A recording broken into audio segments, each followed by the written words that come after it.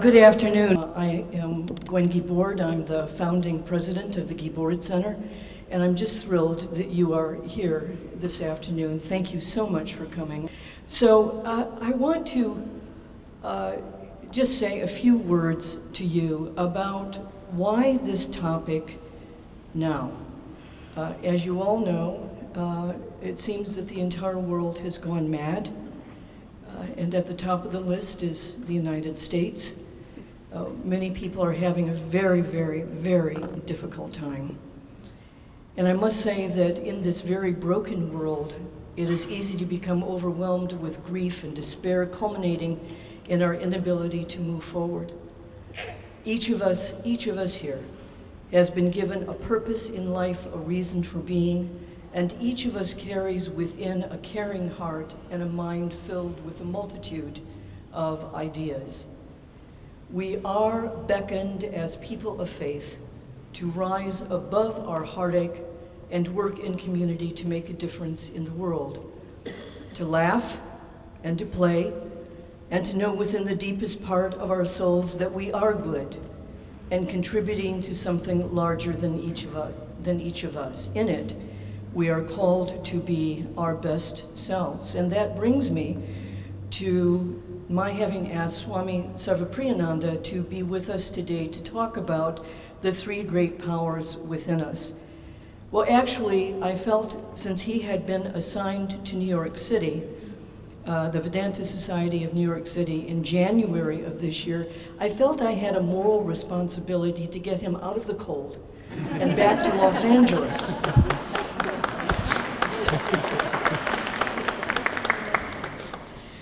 He did serve as assistant minister of the Vedanta Society of Southern California for 13 months, beginning on December the 3rd in 2015. He is deeply loved. Everybody that I have ever talked to about Swami Sarvapriyananda, they get a big smile on their face and they just absolutely adore him. He is known as the YouTube Swami because he has a multitude of YouTubes that are up on all over. If you just YouTube Swami Sarvapriyananda, a whole host of different talks that he has given has come up. Swami joined the Ramakrishna and Mission Order. It's their missionary, what's the monastery? Monasterial, thank you, in 1994. And he has served as assistant minister to Swami. As assistant minister, he has given regular evening classes in the Hollywood Temple. How many of you are here from the Hollywood Temple? Oh my goodness, thank you so much. Let's give them, all our Hindu friends, a very big welcome to us. Thank you so much for being here. But he helped with major pujas, delivered Sunday spiritual talks at each of the Southern California centers, and led monthly retreats at Vivekananda House. He also gave retreats here and at centers throughout the United States. He served as Acharya, or instructor, of the monastic training center in Bilhur Mutt. He has served the Ramakrishna Mutt and Mission in various capacity, including being vice president of high secondary school. He has a degree in business management, and I have to tell you that every time I've seen him, I too get a big smile on my face. He is a joy, and I'm so very privileged to have him with the Guibord Center today. And now let's warmly, warmly welcome Swami Sarvapriyananda.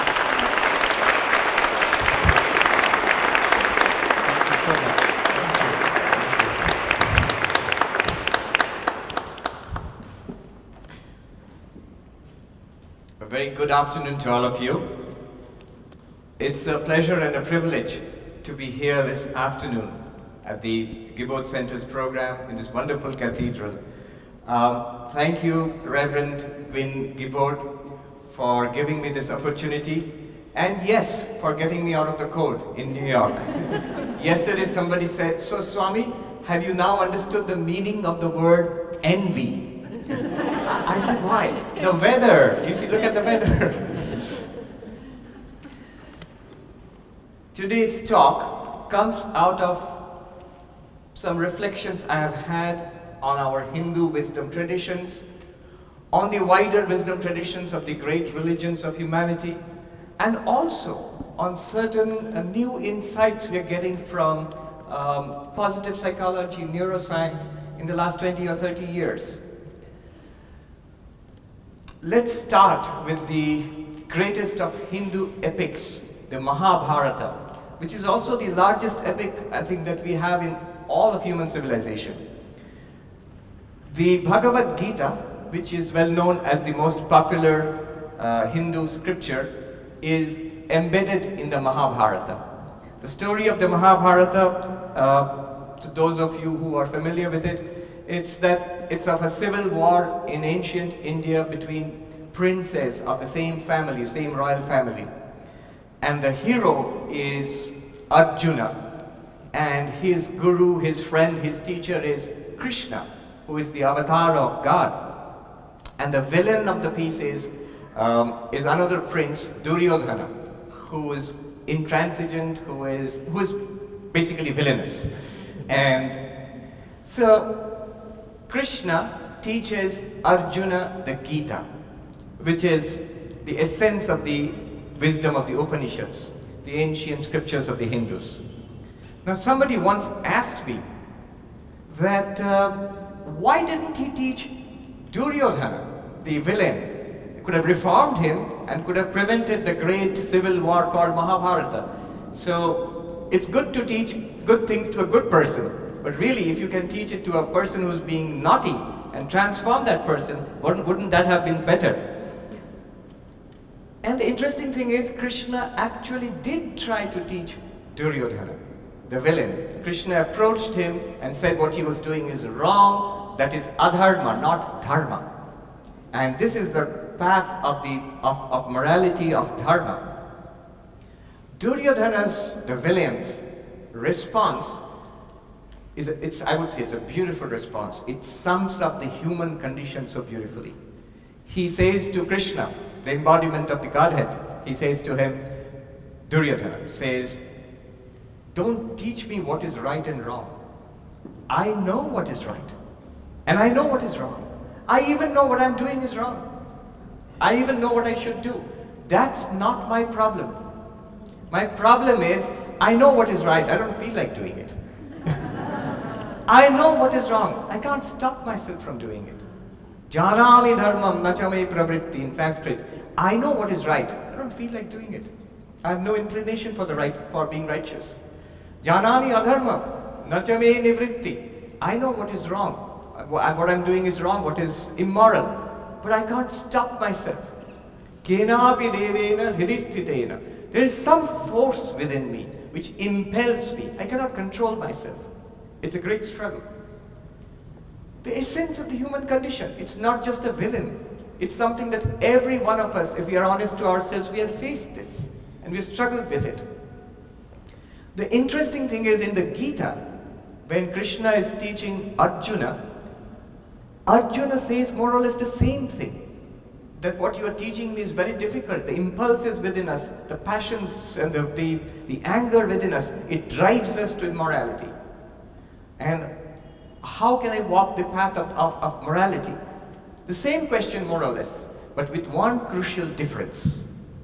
Difference which makes Duryodhana the villain of the epic and Arjuna the hero, which makes Arjuna the recipient of the teachings of the Gita. One crucial difference. Duryodhana said, this is what I am, and nothing can be done about it. I am not interested in changing. Arjuna said, this is what I am. How can I be better? Teach me. This difference, this little decision, it makes all the difference in our lives. Religion can help us. Teachers, philosophy, psychology, psychoanalysis and therapy, everything can help us only if we decide to help ourselves. That crucial difference, the power of decision, that's the first thing that I want to talk about this afternoon. We all have that power, but we do not use it. You see, what happens is, Krishna says in the Gita later on, the enemy is the passions within us, the anger and rage within us. That is the enemy. And that's there within all of us, in the saint and the sinner. The difference is this.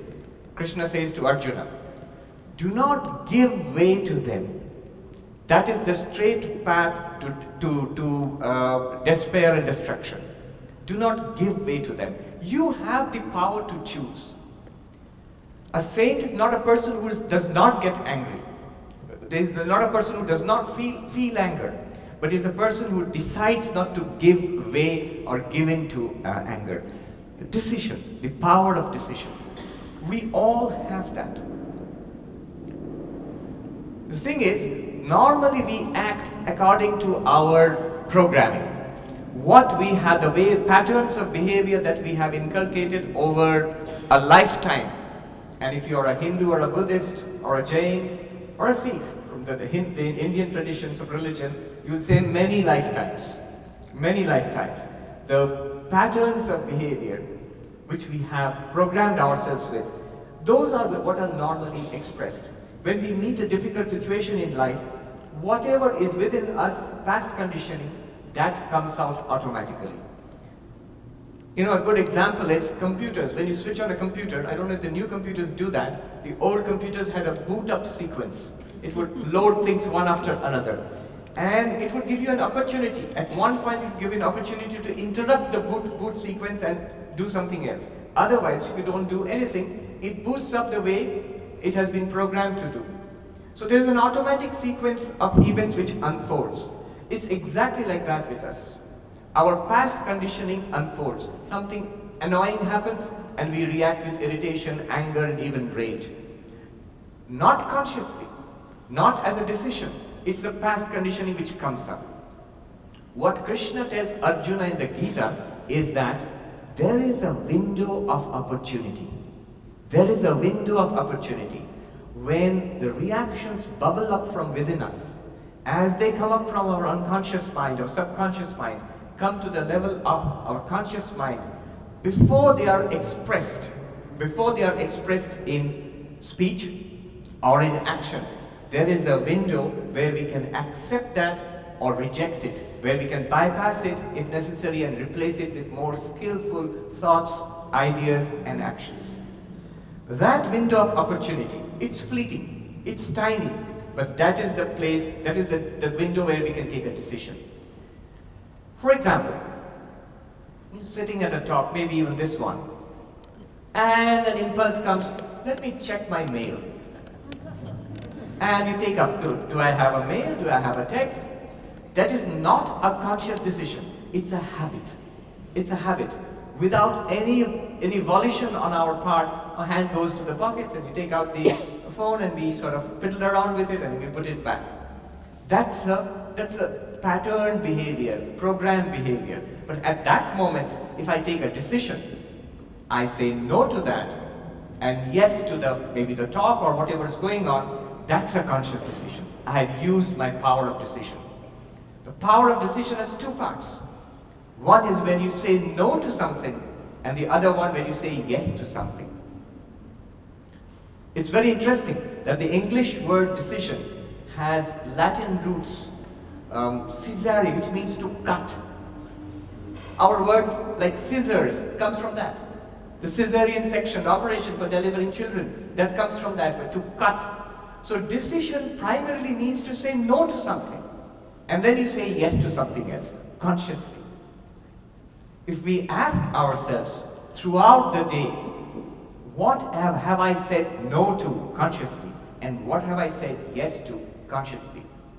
I'll find I keep taking decisions for my work, for my interpersonal relationships maybe, with regard to other people and other activities, external matters, I keep taking decisions.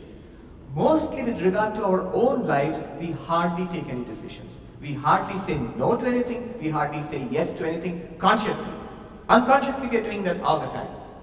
Krishna says to Arjuna in the Gita, the path to yoga, the path to wisdom is to awaken into conscious action. When do you do that? The answer is very interesting. When do we have the power of decision? We have the power of decision all the time. All the time.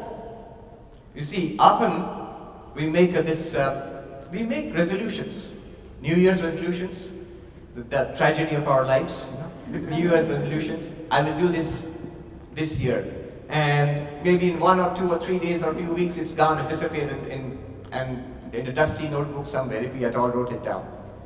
But what we do not recognize or we choose to ignore is that the power of resolution, the power of decision is there all the time. Not just one day, not on 31st December or 1st January, every day of the year, every hour of the day, every minute of every hour. Right now you can take a decision. If I do not follow up on it, I can again take the same decision. What stops me from taking it? The power to decide, this most important power, is available to us all the time. Vivekananda said that when the sleeping soul is roused to this conscious action, power will come, glory will come, goodness will come. All that is great and excellent in human life comes when the sleeping soul is roused to conscious action. Conscious action here means taking a decision. Consciously saying yes to what I really want in life. I admit it, I want these things in life. I admit it, I do not want these other things in my life. Then why not consciously say yes to this and no to the other things? What should I decide upon? In the Gita, Krishna tells Arjuna 3 things. What you think, what thoughts we entertain, what words we use, and finally what actions we take. You see, actions are only the most gross, visible manifestations. Subtler than the actions are the words that we use, and subtler than the words are the thoughts that we entertain. Take care of the thoughts, the words are taken care of. Take care of your words and thoughts, the actions are taken care of. In Sanskrit, Kaya Mana Vakya. Mana means mind, Vakya means speech, and body, of course, stands for the action, physical actions that we do with the body. So, taking decisions about what to think reminds me of this Zen story of a monk who went to learn meditation, and he told his meditation teacher, it's difficult. Well, we all know that it's difficult. It's difficult. Why is it difficult? All sorts of unwanted thoughts come to my mind. And then he gave it this exercise. He said, all right, do this. Keep watching your thoughts, and whenever an unwanted thought comes, take a black pebble and put it in the bowl. Smooth black pebbles and smooth white pebbles. And when a thought which you want to entertain, which you want to dwell upon, a holy thought, a spiritual thought, a thought of calmness, of loving kindness, when it comes, take a white pebble and put it into the bowl. And the young monk did it. First day, first few days, the bowl was mostly full of black pebbles. As he went on observing, watching, calmly, replacing unskillful thoughts with skillful thoughts, slowly at the end of the year, the bowl was mostly white pebbles. So consciously, we can change our thoughts, our speech, our action. Which brings me to the second great power I want to talk about this afternoon. And that is the power of concentration, of focus. Vivekananda again, he said the difference between an ordinary person and a great person lies in the degree of concentration. Ordinary person and a great person lies in the degree of concentration. When I read that, I wasn't fully convinced. I thought only in the degree of concentration. There's a great difference between me and say Vivekananda himself. Is it only in the degree of concentration? Once, a brother monk of mine, one of the most brilliant young people I've met, in India you have this terribly, terribly difficult examination. It won't make much impact here. It's called the IIT entrance examination in India. And hundreds of thousands of intelligent, well-prepared, ambitious young men and women take that examination every year. And this young man who became a monk, my friend, he was placed second in his batch among all those hundreds of thousands of young people, which is an incredible achievement in India. And of course, he had a brilliant career before that, academically, and after that in India's most prestigious engineering institute. The background, there is a reason why I'm giving you this background. One day, in our seminary where we are trained, I saw him sitting and reading. And I went up to him and said, what are you reading? No answer, he's sitting there and reading. He has his foot out on the bed, relaxed and reading there. I asked him twice, standing in front of him, "What are you reading?" No reply. So I caught hold of his big toe and shook it. "What are you reading?" And can you imagine it? This person whose body I'm touching does not react. He cannot feel it. He's reading the book. It's only when I try to lift the book and see the cover. I'm also persistent, if not anything else. He got a shock. And he looked up. Now that's concentration. The difference between an ordinary person and a great person in any pursuit of life. Whether you're in academics, whether you are an artist, a scientist, whether you are a meditator, we have all come across people in our communities who have this tremendous ability to focus, to bear down upon what they are doing. There's this psychologist in this country, Mihai Csikszentmihalyi, who has written the classic book Flow. He worked on this power of concentration, focus. All his life he has worked on this. And his work is taken as foundational now in the area of attention. He says in his work, in that book Flow, we all have a limited capacity for processing information. And he uses the language of information technology. He says, in 1 second, the human mind can consciously process about 150 bits in the sense of information science. 150 bits of information, not more than that. And that includes your awareness of your body, that you exist, that you are here, you are breathing, plus your awareness of the environment, of your own inner mental states, all of that. And what is focus? What is concentration? He says, the ability to take that 150 bits, as much of it as possible, and put it on your object of concentration. Reading a book, listening to music, doing some work, how much of those 150 bits per second, that's the currency of attention. That's what you've got to spend. How much of that can be put into our work or our object of focus? The more we put into it, the more concentrated we are supposed to be. The more our quality of work improves. In fact, we have all heard in school when the teacher snaps at us, "Pay attention, you there, pay attention." Now that pay attention is literally true. It's like the currency we have. Every second we have 150 bits of information. So how much of that are we paying to the teacher? It's really true that we deal with only that limited resource. And Csikszentmihalyi says, people who have this ability, extraordinary ability to focus, they take most of that, 80% of that, 90% of that, and put it on their object of focus. And those who cannot, they may take maybe 30 or 40 bits, and the rest is scattered. You know what? I have seen children who find it difficult to study, and parents complain. You know, this boy or girl doesn't study unless there's rock music playing and there's the mobile phone is there. Once in a while he's checking who is texting him and he's browsing on the net and doing a little bit of reading at the same time. If you take it away, gets upset. It's a common phenomenon now, increasingly common phenomenon now, amongst teenagers especially. Csikszentmihalyi's work can easily explain that.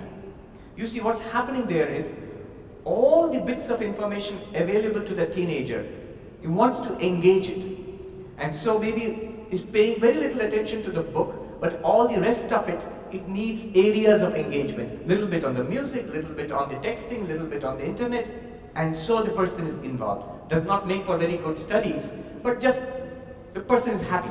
If you take away those sources, the teenager becomes upset. Daniel Goleman, he is famously known for his work on emotional intelligence. His most recent work is a book called Focus. And he has pointed out we are having an epidemic of distraction. We are in the midst of an epidemic of distraction, especially because of the digital devices which are available to us at all times. Those things which beep and flash and wink at you and call your attention. You get easily distracted. And once a mind is trained to that, especially at a young age, then the minds are trained to distraction. They are not trained to concentration and focus. I've been teaching children almost for the last 25 years, young people. And what I've discovered is they are used to being entertained from early morning till late in the night. And teachers in the classroom complain, I can't seem to hold their attention. The problem is they're used to being entertained with cartoons and TV and internet and social media, especially social media. They're continuously in contact with others and distracted. So when you come with your old chalk and talk method, it's very boring. You can hardly take maybe 20 or 30 bits out of that 150 bits which that little kid has to spend every second. Daniel Goleman remarks there that we have to train children in the art of concentration. And he recommends meditation. He actually recommends meditation for children. It's very interesting to see the importance that meditation is gaining in modern positive psychology. Mihai Csikszentmihalyi, in his book Flow, towards the middle of the book he mentions he has studied the literature of the world, classical literature of the East and the West, looking for flow experiences. And he says the best system for generating flow that he has ever come across in all his studies is the Patanjali Yoga Sutras, the classic manual of meditation, Patanjali Yoga Sutras, where you're taught how to concentrate. The whole philosophy of the Yoga Sutras, it's meant for enlightenment. It's not meant for just concentrating on your studies or your work. It's meant for enlightenment. The idea in the Patanjali Yoga Sutras is the only thing that keeps us from enlightenment, the only thing that prevents you or me from being a Buddha is that we cannot meditate like a Buddha. Our minds are distracted. If you could calm the mind down, then you would be enlightened. The third sutra of the Patanjali Yoga Sutra says, Tada drashtu swarupe avasthanam. At that point, the witness within is revealed in its true nature. At that point, the witness within is revealed in its true nature. At what point? The sutra previous to that says, Yoga's chitta vritti nirodha. Yoga, the true yoga, is focus of the mind, absolute cessation of the disturbance of the mind. Movements of the mind, when it ceases, there is absolute calmness, then the truth lying beneath the mind, behind the mind, the witness of the mind is revealed. That's the purpose. But the techniques which are mentioned in the Patanjali Yoga Sutra, which Mihai Csikszentmihalyi he goes through, and he shows that it's a wonderful technology for concentration, wonderful technology for focus. There you are taught, first of all, the moral disciplines, yama and niyama. Then how to sit quietly. Sitting quietly is an important part of quietening the mind. You see, imagine a bowl with water. If you shake the bowl ever so little, the water inside shakes quite a bit. To keep the water absolutely still, imagine how careful you have to be with the bowl. So it is with the body and the mind. The body has to be still before the mind can be still. Mind can be brought into focus only when the body is still. I remember instructions from a Himalayan monk who is guiding meditation. He sounds more like a boot camp drill instructor than a meditation teacher. He barks out in Hindi, Hilo mat, bolo mat, socho mat. Don't move. And everybody sort of freezes. Don't move. Don't speak. Don't think. So, 3 stages. First of all, the physical body is taken care of. Then our language systems, the chattering of the mind. Then the deeper levels of the mind are quietened. So asana, sitting still. Breathing is deeply connected. Our mind is deeply connected with our breathing. When you're angry, notice how rapid the breathing is. When you're peaceful, notice how even the breathing is. So the ancient yogis discovered, when the mind is calm, the breath is also even and harmonious. Does it work the other way around? If you can control the breath, if you can make the breath harmonious, will it calm the mind? And they discovered it does. That's the whole science of pranayama. Breathing even. And then you go deeper, pratyahara, withdrawing the mind from a dozen different things. You see how well it tallies in with Csikszentmihalyi's work. The 150 bits of information per second is going out here and there. Withdraw the mind from other avenues where it's leaking out and then focus it. Then comes dharana, focusing on your object of concentration. Dhyana, continuous unbroken focus. And then samadhi, the higher states of absorption which will lead to enlightenment. But we can use this. We can use this even to improve the quality of our life. I was reading this book by Winifred Gallagher, Rapt, R-A-P-T, where she talks about attention and the importance of concentration and attention. And she says, the quality of your life depends on what you pay attention to and how much you pay attention to. What you pay attention to in your life, are you paying attention to the positive, to your work, to your passion, to your art, to your creativity, to your relationships, to your God? Are you paying attention to that? Or are we paying attention to the negative things in our life? The sorrow, the suffering, the old age, the disease, the heartbreak. Are we dwelling on that? The more we dwell on that, the worse our quality of life. Same life. The more we dwell on the other side, the more our faces turn to the sun. The better quality of our life. Just the shifting of attention. Just by the shifting of attention. I think it was Milton who said, man in his own place can make a heaven of hell and a hell of heaven. And the crucial learning there is shifting. Learn to shift attention. What you dwell upon in your own life and how much we dwell on that can turn hell into heaven and heaven into hell. Now, the power of concentration, I'll speak more about that later maybe in the question answers if you have questions. I'll move on to the next thing. You see, it so happened that in one of India's best engineering institute, I was invited to give talks. Now, I love going to libraries. So I used to spend some time in the library there, and I would watch the kids study. How they worked hard, they were immersed in their textbooks and what they were reading. 8 hours, 10 hours a day. I would go early in the morning and then come back in the evening, and the same boy or girl would be sitting there at the desk in the same posture reading that. So I was so impressed, and I told one of the professors that this is incredible, the power of concentration. This is what powers India's best engineering institutes. And the professor said, Swami, you're right, but I'm not impressed. I'm not impressed. I said, why not? Why ever not? He said, this power of concentration, you're right, these kids have an astonishing power of concentration. And they're absorbed in their work and they can turn out great work. But all of that without heart, it doesn't impress me. It's ultimately no good. It does no good to those children, it does no good to the society. Most of them, he says, not all of them, many of them, they will chase their careers and they will try to make a lot of money for themselves, and they have no higher dimension in life. They don't look around society, even their workplace. Who needs help? You see? Just an unending focus, an immense power of concentration, and yet without heart, without sensibility, without sensitiveness. You're describing a demon. You're not describing a saint.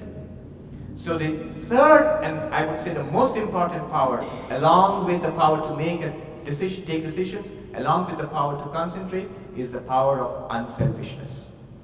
Is the power of unselfishness. You see, I was always intrigued. It's one of the subjects of discussion in our monastery. Swami Vivekananda, who founded our order, he gave us this motto: for your own enlightenment and for the welfare of the world. Atmano mokshartam jagat hitaya cha, in Sanskrit. For your own enlightenment and for the welfare of the world. And we discussed this. Why this and? Why not for your own enlightenment? Or why not just for the welfare of the world? Why both of them at the same time? Reading the Bible, I came across people asking Jesus, which is the most important of the commandments? In Judaism we have more than 500 odd commandments actually. And which is the most important commandment? And Jesus says, the most important commandment is to love the Lord thy God with all thy heart and all thy might.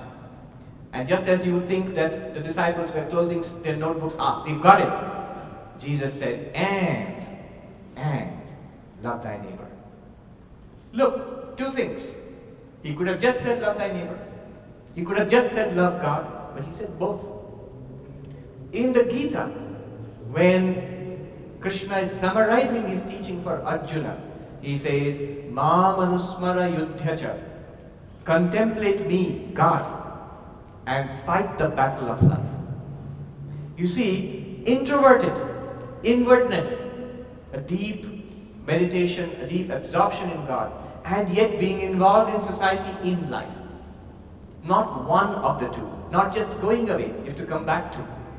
I looked at this book by Jack Cornfield, a prominent Buddhist writer, and the name of the book is so evocative. After the ecstasy, the laundry.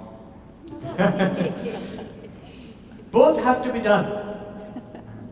Look at the life of the Buddha. There were periods of withdrawal, decades when he was meditating and practicing serious spiritual practices, enlightenment, and he comes back into society. Every day he goes away into prayer and meditation, and then he comes back again. So this involvement with society, a private spirituality is at the end not very spiritual at all. A private spirituality, just for myself, and nothing for anybody else. It's ultimately not very spiritual. That's why you see the connection, whether Jesus says, love the Lord thy God and love thy neighbor, whether Krishna says, contemplate God and fight the battle of life, do your duty in life, or whether Swami Vivekananda gives us the motto, for your own enlightenment and for the welfare of the world. You see, in the deepest sense, they are not two different things. They're expressing two aspects of the same thing. Spirituality, basically, one of our great Swami Ranganathan, said, what is spirituality? When I close my eyes in meditation, I find peace within. When I open my eyes, my attitude is, what can I do for you? That is spirituality. See, both of them, they have to be together. Usually it's the other way around. People come and say, Swami, when I close my eyes, there's lots of disturbance within, no peace within. And when I open my eyes, it's not what I can do for you, what I can get from you. And no wonder that we do not have peace. No wonder that we do not have peace. Our attitude is usually the opposite of spirituality. One of the modern pioneers of positive psychology, I'll end with this, Seligman, is called the professor of happiness studies. And to summarize his work, oversimplify a little bit, he says happiness, H, is a function of three things. First, P standing for pleasure. Second, E standing for engagement. And third, M standing for meaning or purpose, meaning in life. So P, pleasure. When we want happiness, our immediate tendency is to resort to pleasure. Have fun. Eat something good, go out and party, watch TV or something pleasurable. But he says that is transient, that is habit forming, and that is not very pleasurable, does not give much happiness in the long run at all. What gives more happiness is engagement, he says, more than pleasure. E. Engagement is if you are lucky enough to enjoy what you do for a living. Or, even if you do not, if you are lucky enough to have a hobby or two which you enjoy. When you are engaged, the difference between engagement and pleasure is like if we are watching a game of baseball on TV and we actually go out to play baseball. I may not be able to play baseball as well as the game I'm watching on TV, but actually when I go out and play, that gives more satisfaction than sitting down on the couch and watching a game. So that's the difference. Engagement is active. Pleasure, chasing pleasure is passive. But even more to the point, even more than engagement, Seligman's point was, the greatest amount of satisfaction in life is found if you are on the lucky few who have found meaning and purpose in life. Often, meaning and purpose in life comes from religion. We're reading a tract by a psychologist who says, many of the clients, the patients who come to me, many of them are lapsed visitors to a church. They have some kind of connection to some religious institution and they've given that up. And one of the components of therapy, he says, I always recommend that you take it up again. Meaning in life is given by religion. Meaning in life is given by doing something for others. This concern for others, unselfishness. Vivekananda again, he says, in the long run, unselfishness is more paying. It's more paying, but it takes a mature mind to understand that. There's a young person who came to Vivekananda and he said, Swami, I try to meditate. I've closed all the doors and windows and I sit and meditate for long hours and I'm most unhappy. And Vivekananda said, open the doors and windows of your house. Go out there and see there's a sick person who needs help. There is an ignorant person who needs education. Help them, you will get the peace you are seeking. So these are the three great powers that I want to place before this assembly today. The power of taking a decision. That's where it begins. The power of focusing. That's the real energy behind all of this. We need to use all our resources. Power of focus, power of concentration. And the greatest power of all is the power of unselfishness.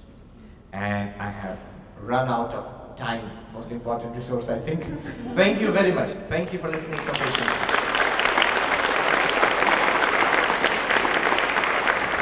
Really inspiring. I have a question, I don't know where to start, because at some time I find this is a very difficult question. Sometimes it's very obvious. That you talked about finding meaning of life. Yes. And pleasure in doing good to others, not to self. Maybe I can, if I take the indulgence for 10 seconds, just frame the question in terms of my own interest. I've been thinking about the role of spirituality in prevention of violence. You had mentioned the research on women and so on. But more contextually, violence against women, against lower castes, Dalits, other religion. To prevent that and to say adopt a religion in the conventional way may not be the best way to go, because religious people who believe in their dogmas fight among each other more fiercely than people who are not religious. Yes. But in terms of religion in Hinduism and spiritualism, I find a concept so powerful, which is thinking of oneness. Everybody is same. There is no difference between me and somebody else. Now, how can that be taught when church says, my religion is better than yours, or my scripture is better than yours?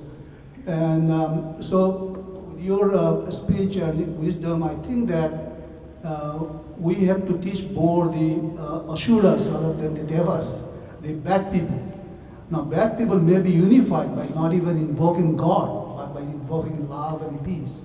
So I was very pleased to see that you have used the word God only 3 times in your talk. But so could you advise us, how can you spread this message to those who do not believe in structured religion? All right. There are a number of themes involved in that question. I'll try to respond to as many as possible quickly. First of all, acting against violence, it sounds great, but you're still against something. So, religion, though religious people have, in fact, sometimes not clearly spoken out against violence, or their dogmas have been a cause of bloodshed and violence, but true religion, in every religion, spirituality, the perennial philosophy which we read about, that is beautiful. So when we stand for religion, when we believe in religion, connect to religion and practice religion, let us practice that form of religion, which it goes against dogmatism, it automatically works against violence. Teach the positive rather than directly fighting against the negative. There is some poet who chillingly said, the more you struggle against monsters, the more you run the risk of becoming a monster yourself. Yes? The more you stare into the abyss, you'll find the abyss staring back at you. This is very, very chilling, these words. But what it means is, let's concentrate on the positive and propagate the positive. The other part of it, when you say, is my scripture right and you are wrong, how do you deal with that? Today, just yesterday, I was reading this book. It's called Spiritual Genius. And it's about contemporary spiritual practitioners from different traditions. So it starts off with a Christian preacher who is working among very poor people in Kerala. And he points out to the interviewer that in the last 40 years, I've never ever tried to proselytize or convert anybody. I just serve the poor. And then he says, after all, it's good that if a Hindu is a better Hindu, a Muslim, a better Muslim, a Christian, a better Christian. I think these are the exact words which Vivekananda spoke 100 years ago in the Parliament of Religions in 1893. So that idea has now come, and you're hearing it from the mouth of a Christian missionary. One. Second, the second chapter was about a rabbi, a scholar, a teacher, who is speaking to this journalist and says, you know, he's a bit like the fierce prophets of the Old Testament. That's how at least the journalist has painted him. Says, you know, the greatest heresy in Judaism was, he says in German, all is God. All is God. It was the greatest heresy. But I say it is the truth. It is all God. And he snatches the notebook of the journalist and says, look, this is God. This is literally God. Do you understand? It is all God. Relationship with God, fine. But a deeper truth is not with God, but within God. Now that kind of immanence coming from a Jewish teacher. I was just thinking, what a world we are living in today. So these ideas have spread. The idea of a perennial philosophy, of an underlying harmony of religions. And that's what we need to encourage. Thank you. Gandhi put the three, what were they? I already forgot. Where's the sound? The three powers of decision and Decision and concentration and unselfishness. Yes. Yes. Oh, and how it how he struggled with nonviolence. Yes. Gandhi is taken as an embodiment of Hindu values, but we also realize that his sources of inspiration were diverse. Tolstoy, from Christianity, from the New Age movement before it came to be called the New Age movement, which he was influenced by in maybe the precursors of the New Age movement in London when he was there, by the Jain tradition, and of course by his native Vaishnava tradition. So notice how a middle-class aspiring Indian lawyer from a small town in Gujarat in the days of the British Raj took a decision to stand up for what he believed in. And not just himself, stand up on behalf of others. The oppressed, the weak. He's to a politician who would lead independent India later on, who asked for advice. Gandhi said, how do you take decisions? Look at the criteria he gives for taking a decision to that politician. When you take a decision for the future of India, keep in mind the poorest, the most neglected, the weakest member of the nation. The man or the woman who has been neglected, who has been discriminated against, who is the poorest, who is the weakest, and how my decision is going to help him or harm that person. Think about that and then take a decision. Criteria for this decision. And non-violence. The first of the practices of yoga. Yoga starts with yama and niyama, the moral practices. And the first moral practice is non-violence. First, do no harm. Ahimsa. Perhaps inspired by his Vaishnava background and also the Jain background of the area where he came from. The Jains are among maybe the most peaceful religion on earth. They make non-violence the core of their practice, of their spirituality. So yes, Gandhi, you can see all of these. And focus, of course, he was famous for that. If you look at the complete works of Gandhi, Mahatma Gandhi, it fills shelves. It fills shelves. I've seen that. How a man who was a social reformer, who was a politician, who was a freedom fighter, how he could write so much. Just immense concentration, immense concentration. One more thing I'll say about Gandhi before I finish. What I find most touching. In his autobiography, he writes, people think I'm a freedom fighter. Some people think I'm a politician. Some people think I'm a social reformer. But what I am is a simple man in search of God. a simple man in search of God. He defined himself as a spiritual seeker. All his social reform, his politics, his freedom struggle against the British Raj were all expressions of his spirituality. Yes. Questions? I wanted your thoughts on the meditation and the soul, the spirit, mantras. All right. Thank you for asking that question, because there was something that I wanted to say and I thought I'd run out of time, so I did not say it, but this gives me an opening to say it. I'll get that out of the way first. Daniel Goleman, in his book, I was reading the book on focus.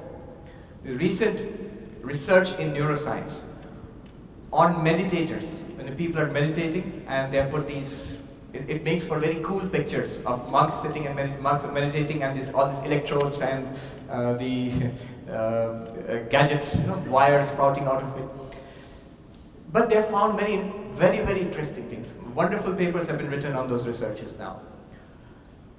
Now, in the Gita, Krishna teaches meditation to Arjuna. Arjuna says, it's difficult what you are telling us because the mind wanders so much. And Krishna says, when the mind wanders, the mind will wander. When the mind wanders away from your meditation, notice it. Second, bring it back to your object of meditation. Third, hold it. When I read it, it seems very simple. Our reaction as young novices when we read all that was, yes, get on with it.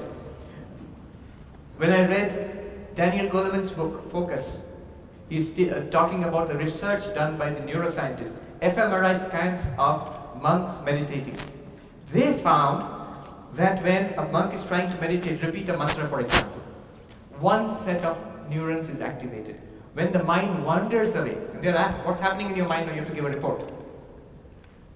They find another set of neurons being activated, different sets in the brain being activated when the mind wanders away. When the monk notices that I have wandered away from my object of meditation, another set of neurons is activated. And when the monk makes a conscious decision to bring it back to his object of meditation or the mantra, it can happen in a split second. Another set of neurons is activated, which means each of these instructions has its neuronal correlate. It's wonderful that we have these wisdom traditions, but it's equally wonderful that we are doing research like this, which is confirming that, putting it on a solid basis of empirical research. You see, the stages of meditation Krishna talks about, they are now reflected. It's not just Krishna. Any process of meditation. We'll talk about the mind wandering, we'll talk about recognizing that the mind is wandering, bringing it back and holding it again. And each of them, it seems, has its own neuronal correlate, which I found it's very wonderful. Now, the rest of your question, it's a broad question. The purpose of meditation is enlightenment. In any tradition, it's dwelling on God in the theistic traditions, or dwelling on the self, the inner self in the yogic traditions, or in the Buddhist traditions, it's watching the phenomenon of the body-mind. The purpose being enlightenment, nirvana, moksha, kaivalya, whatever you call it. What we are using it for, or stress management, or making the kids study better, or do their work, or executives do their work better, those are side benefits. Those are very interesting. Most people are interested in those, but the original systems were not meant for that. They were not meant for that. They were meant for enlightenment. Maharishi Mahesh Yogi, who popularized transcendental meditation here in America and in the West, when he went back to India on one of his early trips back, his brother monks asked him, what is all this you are teaching them, the people in the West? You will manage your stress better, you will be younger, your skin will be better if you do these things. What is all this you are teaching them? This is not the purpose of meditation. And then he said with a smile, he said, yes, I give them what they want so that they will want what I want to give them. So, I don't know if is it the old bait and switch? But it's not bait and switch, because those side benefits, those spin-offs, They are there, they're really there. But once we begin to get that, we look for something higher. Yes, I am more peaceful, but it's not a permanent peace. I am better off, but I really want to know what is the meaning and purpose of life. Is there God? Do I have an immortal soul? Can God be experienced? Is it meant only for a few mystics, or is it meant for me? So enlightenment is the purpose of life, and meditation is the way to do it. So that is the core, my core feeling about meditation and the way it's being used now and what it's originally meant to be. Techniques of meditation, mantra and all of that, it's a vast, vast subject. It's enormous amount of literature is there. Patanjali Yoga Sutra, of course, the original sutras with their commentaries and sub-commentaries. The Buddhists have an enormous amount of material on meditation, especially the Tibetan Buddhists, also the Theravada Buddhists. Christian mysticism, if you go to especially Eastern Orthodox Church, the Russian fathers, they have developed a kind of mantra technique, the prayer of the heart. So, vast amount of material and it's lucky it's available. Good books have been written about it. Question? Yes.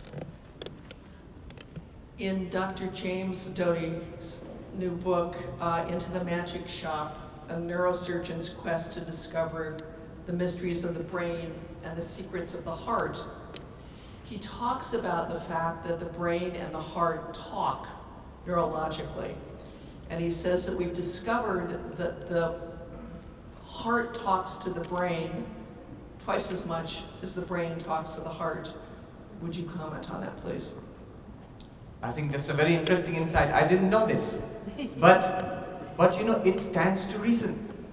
A lot of work has been done in cognitive science in recent years, and they find out this idea we had born of modernism, that we are rational creatures. It's not very true. Our rationality is a very weak and delicate thing. It is deeply influenced by emotions. What we like, we find reasons to support that. What we dislike, we find reasons. The intellect, the head, finds reasons to support our hatred, our dislike. That's how prejudices are formed and strengthened. So the heart is actually more powerful than the head, both for bad and for good. You see, Freud, I hope there's no thunderbolt coming down upon me for mentioning such names. But yes, they are thinkers and they have deep insights into human nature. And you know, in this world we should be ecumenical enough to accept insights from neuroscience, from psychiatry, from psychoanalysis, everywhere. I remember in India, in one place, it was a Saraswati Puja, worship of the day when the goddess of learning is worshipped, and children do it. I think they do it not out of much reverence, but they want good grades, that's why they do it. But anyway, so it was a school, and it happened to be the psychology lab with the pictures of great psychologists. And this little old senior lady, she comes in, very devout and pious lady, not well up on English education, but very devout in her own way. And she comes into the room to bow down to the goddess Saraswati, and she looks around all the pictures. Now she thinks they are saints, so she bows down to them. And then she asked me, I was there, it's a true story, I was there. She says, my dear Swami, who is this Rishi? Rishi means a sage in India, in Sanskrit. And that was a picture of Freud with his very sage-like beard. He's got the beard, he must be a sage, a saint. But anyway, he famously said, humanity has been humiliated 3 times. The first time when we were knocked from our center position in the universe, when the ancient astronomer discovered that the earth is not the center of the universe. The sun goes around the earth. The earth goes around the sun, not the other way around. You are not the center of the universe. First blow. The second blow, he said, was delivered by Darwin, who said, you're not descended from the angels, you're descended from monkeys. Another bout of humiliation. And Freud says, I have delivered the final humiliation to humanity's pride. And that is, our idea that, all right, maybe we are descended from monkeys, but we are not monkeys, we are rational animals. Freud says you may be animals, you are not rational. The vast ocean of the subconscious makes light work of your so-called rationality. So, it is the heart which is more powerful than the head. And there, now we see the profound wisdom of our ancient religions. All of them, without exception, insist on the cleansing of the heart first. Cleansing of the heart. Control and transcendence of the passions. Redirections of the passions from baser ends towards the divine. All of them. They may be theistic religions like Christianity, or the theistic religions of Hinduism, like Vaishnavism or Shaktaism. They may be non-theistic religions like Buddhism or like yoga, which actually are not God-centered. But all of them, without exception, insist, first of all, what they call in Sanskrit, chitta shuddhi, purification of the heart, purification of the mind, not of the intellect. The intellect comes much later. So that's a very beautiful insight. Neuroscience says, now we know, they have actually found evidence that the heart talks more, literally so. The heart talks more to the head than the head to the heart. Yes. A question here. Thank you. I'm interested if you could give some comments on death. Last night, a very dear friend of mine passed away, and I was with him at the time. And it was a remarkable experience, of course. And in some way, I began to see it like a butterfly struggling out of a cocoon. He had been ill for some time, and as he was trying, during those moments in that process, it seemed to me very much akin to a form of birth. And I was wondering if you could shed some of your thoughts and insights on this process. Thank you. You had a wonderful discussion, a panel on death, beyond death, right here. Yes, a few weeks ago, and then I'll let you answer and then I want you to answer the question. A few weeks ago, the Guibord Center had a program all day called Beyond the Veil, Life After Death. In the morning, we had one of the deans of the cathedral, so an Episcopal priest, we had a rabbi, and we had an imam. In the afternoon, we had Swami Sarvapriyananda from the Hindu Vedanta Society of Hollywood. We had Venerable Miyoshi from Shilai Temple, and we had Narinyan Singh Khalsa of the Sikh community. And it was a wonderful discussion. Is the film ready to be posted yet? In the next couple days. In the next couple of days, the film will be posted after it's edited, as are all of the things that the Guibord Center does. Swami, if you would kindly be so gracious as to answer that as well. Right.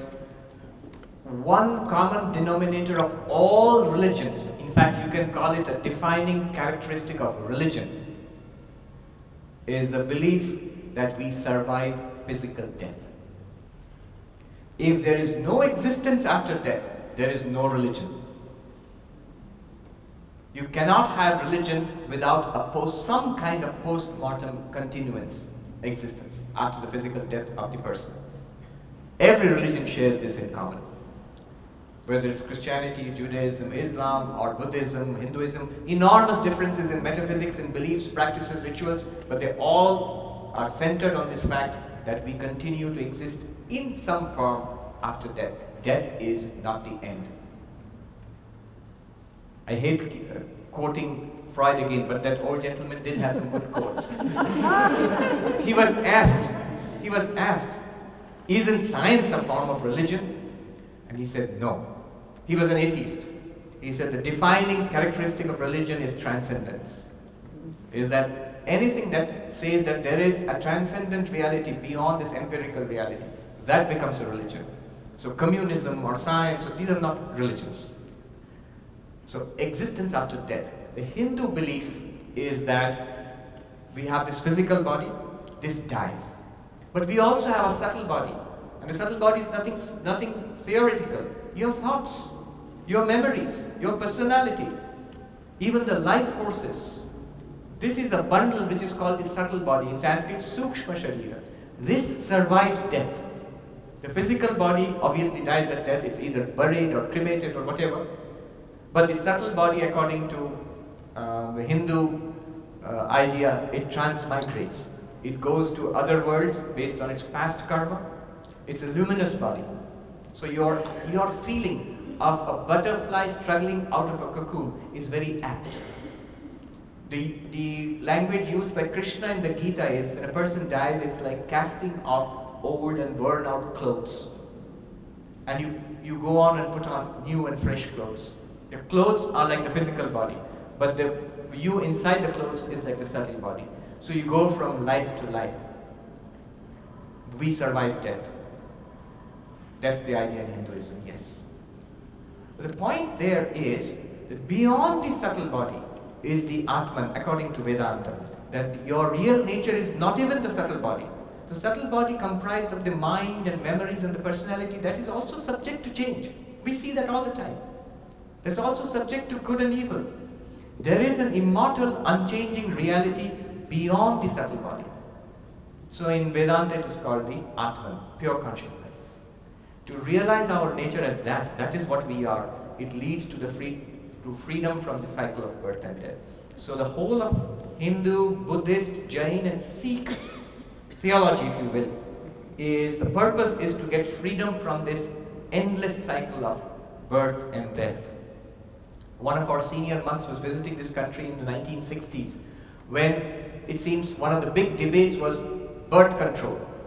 And so the people, they were discussing it. Some were for it, some were against it. And they of course thought the Venerable Swami, of course, is not interested in such things. So he's sitting there and he said, "I'm all for it." And then they looked up, "Swami, what are you saying? Do you know what this is about?"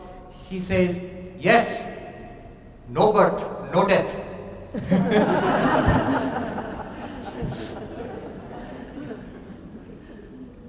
That's the Hindu idea of existence beyond birth, yes. Beyond birth and death. Yes, there's a question there. Yes. Coming.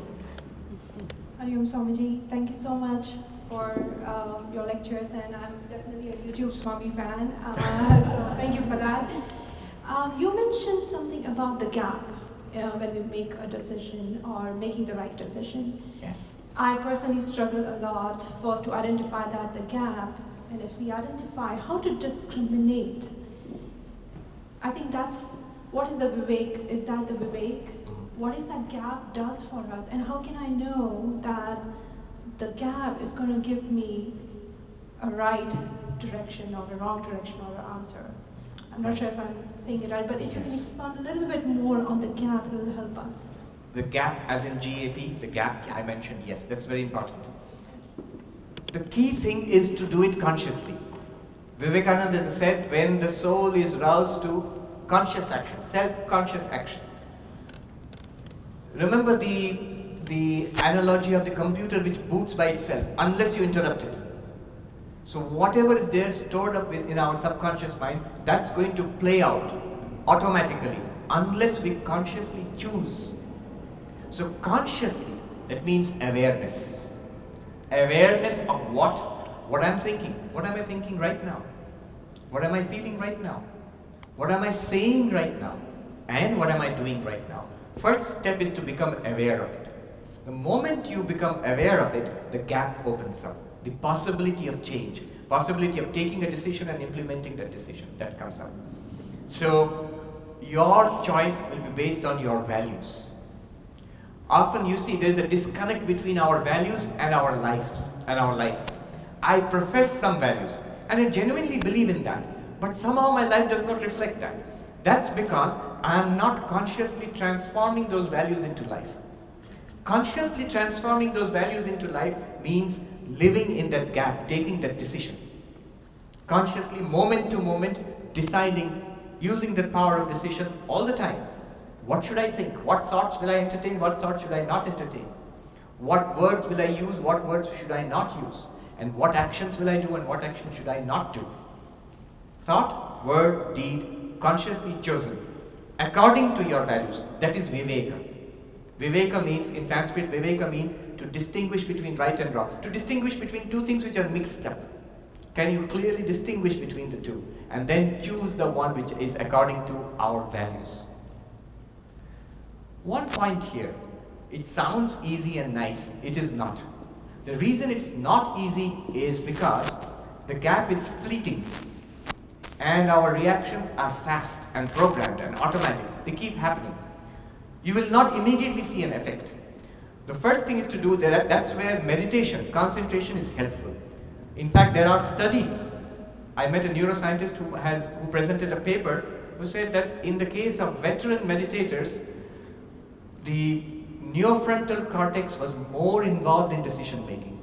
In the case of others, it came from the more primitive part of our brains. That part became active when the person responded. Whereas in the case of a meditator, the neocortex was more active when the person responded to some stimulus from outside. Which means, in meditation, it gives you that gap and lets the more evolved upper brain, higher brain, gives it a chance to act. The only problem with the higher brain is it is slow.